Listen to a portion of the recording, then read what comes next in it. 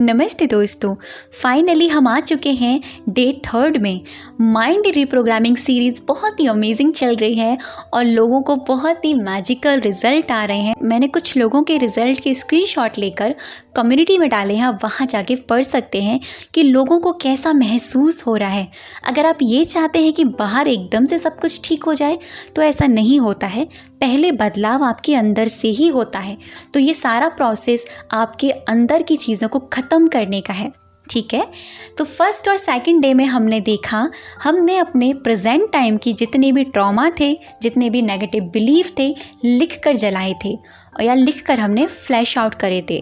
फिर उसके बाद में हमने सेकंड डे में क्या किया, अपने टीनेज में गए, यानी कुछ 7-8 साल पीछे। वहाँ जाकर अगर कोई भी नेगेटिव बिलीफ हुआ है या कोई भी ट्रॉमा हमारे साथ हुआ है, कोई भी ऐसी चीज़ें हैं जो हमें अब तक खा रही हैं, वो सारी चीज़ें हमने लिखी और वहाँ भी हमने लिख कर उनको जला दिया या हमने उनको फ्लैश आउट कर दिया। और यहाँ पर एक बहुत ज़रूरी बात, अगर आपके अंदर कोई ऐसी बात है, चाहे वो आपके किसी भी एज में आपके साथ वो घटना घटी हो, अगर ऐसी कोई घटना आपके साथ हुई है जो आप तीसरे इंसान को शेयर नहीं कर सकते हैं, यहाँ तक कि आप अपने पेरेंट्स को बताने में भी कतराते हैं, अपने फ्रेंड्स को बताने में भी कतराते हैं, तो वो ट्रॉमा आप लिखेंगे और उसको ख़त्म करेंगे, ठीक है। आप उसको लिखेंगे, उसको ख़त्म करेंगे। अब बात आती है कि अगर इन 5 डेज़ में आपका अगर कोई ट्रॉमा रह भी गया है या कोई नेगेटिव बिलीफ ख़त्म नहीं हो रहा है, तो फिर हम क्या करें। यहाँ पर आप इनकी सक्सेस स्टोरी से समझिए। मेरे पास कुछ वक्त पहले एक पर्सन आई जिनका ट्रॉमा बहुत ही डीप था और शायद वो उनका ट्रॉमा टीनेज के वक्त का था, यानी चाइल्डहुड से लेकर टीनेज तक के वक्त का था। अब मान लीजिए कितना साल बीता होगा इस सब चीज़ों में और उन्होंने कितने साल तक अपने माइंड में वो सारी चीज़ें रखी, तो ये चीज़ें उनके प्रेजेंट में भी होने लगी। यानी अब वो इतने बड़े होने के बाद भी उनके साथ वो घटनाएं प्रेजेंट में भी घटने लगी। तो जब मैंने उनसे कहा कि आप लिख कर उन सारे ट्रॉमा को, उन सारे बिलीफ को जला दीजिए, रिलीज़ कर दीजिए और फिर देखिएगा आपको रिलैक्सेशन फील होगा। उन्होंने वो किया, 5 दिन तक उन्होंने वो कंटिन्यू किया। फिर भी उन्होंने मुझसे कहा कि मुझे ऐसा लगता है कि अभी भी मेरे अंदर वो बातें हैं जो मुझे इमोशनली हिला देती हैं। तो अभी भी आपके अंदर वो चीज़ें जो आप लिख कर जला रहे हैं, अभी भी आपको इमोशनली हिला रही हैं, यानी वो विचार आपको इमोशनली कमज़ोर कर रहे हैं। आपको अभी भी आपके अंदर फियर आ रहा है उन चीज़ों को लेकर। मैंने उनको यही बोला, आप दोबारा लिखिए और जलाइए, दोबारा लिखिए, उसको बर्न कीजिए, दोबारा लिखिए, उसको फ्लैश आउट कीजिए, तब तक कीजिए जब तक वो विचार डेड ना हो जाए। क्योंकि विचार का इफ़ेक्ट तब तक आपके दिमाग पर पड़ता है जब तक उसमें इमोशनली एक ग्रोथ होती है, यानी उसमें इमोशनली वाइब्रेशन रहती है, उसमें वो फीलिंग रहती है, वो डर रहता है, वो फियर रहता है, वो पेन रहता है। तब तक वो आपका थॉट आपके ऊपर 100% काम कर रहा है। अगर उसके अंदर ये सारी चीज़ें नहीं हैं, अगर वो विचार आ भी गया तो भी आपका कुछ नहीं बिगाड़ सकता। तो मैं भी आपसे यही कहूँगी, ये सीरीज़ आप दोबारा रिपीट करना, फिर से रिपीट करना, एटलीस्ट 15 दिन तक करना, जिस भी एरिया में आपकी ज़्यादा प्रॉब्लम है, ठीक है। ये सारी चीज़ें क्लियर हो गई। आज का वीडियो बहुत पावरफुल है और ज़्यादा से ज़्यादा शेयर करना, क्योंकि आज हम अपनी चाइल्डहुड की हीलिंग करने वाले हैं। यानी हम आ चुके हैं अपने बचपन में। हमारे बचपन में जो भी हमारे साथ ट्रॉमा हुए, कुछ भी नेगेटिव बिलीव हुए, अगर आपने बचपन में कुछ ऐसा गलत देखा है या आपके साथ कुछ गलत हुआ है या किसी ने कुछ गलत बोला है जो अब तक आपको सोने नहीं देता, अब तक आपको परेशान करता है, तो ये वीडियो आपके लिए है, ठीक है। ये वीडियो उन दोनों वीडियो से ज़्यादा बहुत इम्पोर्टेंट है, क्योंकि हमारे 7 साल की उम्र तक हमारा सबकॉन्शियस प्रोग्राम हो जाता है, उसी के अकॉर्डिंग हमारी आने वाली ज़िंदगी चलती रहती है। तो कोशिश कीजिएगा 7 साल की उम्र तक, बचपन से लेकर 7 साल की, 8 साल की, 10 साल की उम्र तक जो भी चीज़ें आपके साथ हुई हैं चाइल्डहुड की एज में, वो सारी चीज़ें लिख दीजिएगा, सारी चीज़ें लिख दीजिएगा, ठीक है। आपको लिखना कैसे है ये जानते हैं। सबसे पहले आपको बचपन का फ़ोटो लेना है। अगर आपके पास बचपन का फ़ोटो नहीं है इन केस, तो कोई बात नहीं, आप प्रेजेंट टाइम का फ़ोटो लीजिए। बचपन का आपने फ़ोटो रख लिया सामने, हो सकता है आपके फ़ोन में ना हो, आपके पास हार्ड कॉपी हो, क्योंकि मेरे पास मेरी हार्ड कॉपी थी।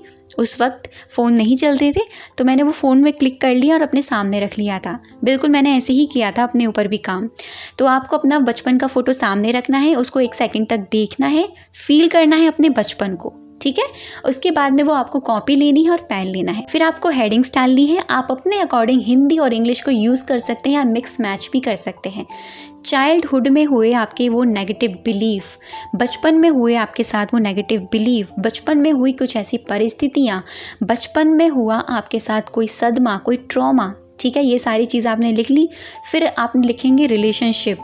हो सकता है किसी ने अपने बचपन में अपने माँ बाप की लड़ाई झगड़ा देखा हो और इसी रीज़न की वजह से जब वो बड़े हो जाते हैं, यानी बचपन में हम माँ बाप का झगड़ा देखते हैं, बहुत ज़्यादा उनके बीच में रेजिस्टेंस देखते हैं, तो कहीं ना कहीं यही चीज़ें हम अपने रिलेशनशिप में भी अट्रैक्ट करते हैं और यही मोस्टली सबसे ज़्यादा होता है 99 केसेस में। तो आपको क्या करना है, वो सारी चीज़ें इन हेडिंग्स के ज़रिए स्टेप बाय स्टेप लिखनी है। कोई ट्रॉमा है, जैसे कि मैंने आपको बताया बहुत गहरा है, सब लिख दीजिए। आपके साथ किसी ने कुछ गलत कहा है, कुछ गलत हुआ है, फिज़िकल अब्यूजिंग हुई है, फिज़िकल कुछ हुआ है, सब कुछ लिख दीजिए। किसी ने आपको डांटा है, सब कुछ लिख दीजिए। किसी ने आपको गलत बोला है, सब कुछ लिख दीजिए। किसी ने आपसे ये कहा है कि तुम इस लायक नहीं हो, या आप कहीं पर अच्छे नंबर नहीं लेकर आए, आपको बार बार फेलियर्स देखा गया है, आपको बार बार ऐसा देखा गया कि आप कुछ कर ही नहीं सकते, आप कुछ लायक ही नहीं हो, सब कुछ लिख दीजिए। सारा दर्द आप उस पेपर पे उतार दीजिए। बचपन में आपके पेरेंट्स के साथ जो भी आपने देखे हैं, जो भी पेन देखे हैं आप उनके बीच में, या फैमिलीज़ में जो भी लड़ाई झगड़ा देखा है, सब कुछ लिख दीजिए। सारा कुछ लिखने के बाद में लास्ट में आप वो लाइन लिखेंगे कि मैं अपने अंदर से हमेशा हमेशा के लिए ये चीज़ें निकाल चुकी हूँ या निकाल चुका हूँ। ये चीज़ आप बहुत गहराई में जाकर लिखेंगे। इसीलिए मैंने आपसे कहा कि बचपन की फ़ोटो आप सामने रखिएगा, ताकि आप उसको एक टक देखते भी जाओ और वो चीज़ें लिखते भी जाओ, ठीक है। वो रील आपके दिमाग में अपने आप चलती चली जाएगी, जहाँ से आपको याद आता जा रहा है वो चीज़ें। फिर उसके बाद में आपको वो पेज लेना है, फाड़ना है और फिर उसको जला देना है, या फिर जला नहीं सकते, उसको क्या करना है, फ्लैश आउट करना है। जैसे कि मैंने आपको बताया एक दिन में नहीं निकलता है, तो आप इस चीज़ को कंटिन्यू 15 डेज़ तक रिपीट करेंगे, जैसे कि उन पर्सन ने किया था। उसके बाद में वो उनका ट्रॉमा, उनके सारे बिलीफ सब कुछ ख़त्म हो गए थे। फिर आप इस सीरीज़ को दोबारा रिपीट कर सकते हैं। ओके, जब आप ये कर लें उसके बाद में आप अपना फ़ोटो लेंगे, अपने फ़ोटो को प्रेम से देखेंगे। आप एक फर्स्ट पर्सन है और आपका फ़ोटो जो सामने है वो सेकंड पर्सन है, वो बच्चा है आपका, ठीक है। आप उसको कुछ ये बातें बोलेंगे कि प्लीज़ मुझे माफ़ कर दो, बचपन में तुम्हारे साथ जो भी हुआ, जो भी किसी ने तुमसे कुछ कहा, जो भी ट्रॉमा तुम्हारे साथ हुए, जो भी फिज़िकल अब्यूजिंग हुई, जो भी तुम्हारे साथ किया गया, जो भी तुमसे बोला गया, जो भी तुमको कहा गया कि तुम इस लायक नहीं हो, तुम इस लायक नहीं हो, तुम कुछ नहीं कर सकते, तुम नाकारा हो, जो तो भी तुमसे कहा गई, जो भी चीज़ें तुमसे हुई हैं तुम्हारे साथ कि तुम तीसरे तक को नहीं बता सकते थे, वो सारी चीज़ें आज मैंने ख़त्म कर दी हैं। उसके लिए प्लीज़ मुझे माफ़ कर दो, प्लीज़ मुझे माफ़ कर दो बेटा, प्लीज़ मुझे माफ़ कर दो। कोशिश कीजिएगा आप उसको एक बच्चे की तरह पैम्परिंग करें। प्लीज़ मुझे माफ़ कर दो, I am sorry, please forgive me, thank you, I love you. ये सेंटेंस आप लगातार 5 मिनट तक बोलते रहेंगे। उसके बाद में आप उसको प्यार से देखेंगे और कहेंगे कि मैं तुम्हारे साथ हूँ, अब मैं तुम्हारे साथ हूँ, अब तुम्हारे साथ सब कुछ बेस्ट होगा, अब मैं तुम्हारे साथ हूँ, ट्रस्ट मी। ये मैंने खुद किया है और मैंने बहुत सारे लोगों को कराया है, रिज़ल्ट बहुत मैजिकल आए हैं। इसको हम इनर चाइल्ड हीलिंग भी कहते हैं। ये मैं यहाँ आपको इसीलिए सिखा रही हूँ क्योंकि लोगों को इसकी बहुत ज़रूरत है। इस तरह से करने के बाद में आप देखेंगे आपको एकदम से रिलैक्सेशन फील होगा। और बहुत सारे लोगों को तो अभी से सक्सेस मिल रही है, यानी उनको अच्छा महसूस होने लगा है, क्योंकि बदलाव की शुरुआत आपके अंदर से होती है, ना कि बाहर से होती है। अगर आप अंदर से काम करेंगे तो बाहर अपने आप सारी चीज़ें ठीक होनी शुरू हो जाएंगी।